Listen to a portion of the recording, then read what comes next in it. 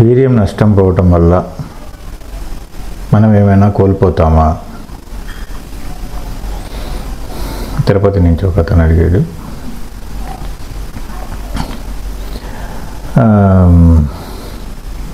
వీర్యం వల్ల మనం తేజస్సు కోల్పోతాం. వీర్యము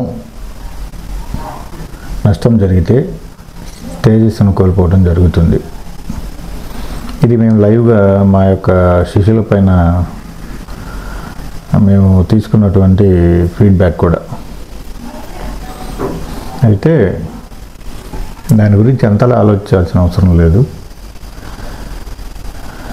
మెగ్నీషియం తగ్గిపోవటం వల్ల మైండ్ ఉన్నటువంటి న్యూరాన్ వ్యవస్థ సక్రమంగా పనిచేయకపోవటం, ఈ పొటాషియం తగ్గిపోవటం వల్ల బ్లడ్ ప్రెజరేషన్ ఎక్కువగా పెరగడం లాంటివి జరుగుతాయి అన్నమాట. అయితే వీర్యంలో ఇవన్నీ ఉంటాయి.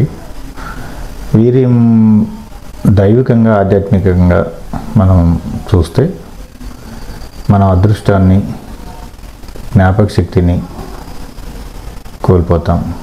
ముసలితనం తొందరగా వస్తుంది. శాస్త్రాల్లో ఇప్పుడు చెప్పబడినాయి ఇవన్నీ కూడా. బ్రహ్మచర్యం వల్ల ఏమేమి ప్రయోజనాలు ఉన్నాయని. ఆకర్షణ అనేది కోల్పోతాడు.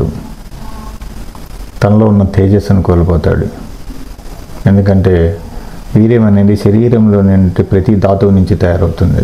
రక్తం నుంచి, మాంసం నుంచి, మస్తిష్కం నుంచి, మెదడు నుంచి, మన అనుభవాల నుంచి, మనం ఉత్తేజం పొందేటువంటి ఆనందం నుంచి అది తయారవుతుంది.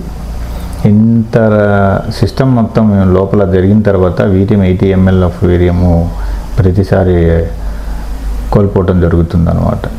రసాయనాలు కూడా ప్రతిరోజు కంటే కూడా 18 రోజులకు ఒకసారి కలవండి సంభోగంలో అని చెప్పాడు. కొక్కొక్కుని కూడా వీర్యం యొక్క నష్టాల గురించి చాలా వివరంగా చెప్పాడు. ఇది వాళ్ళు చెప్పినవి ఎంతవరకు నిజమని మేము కూడా పరిశోధనాత్మకంగా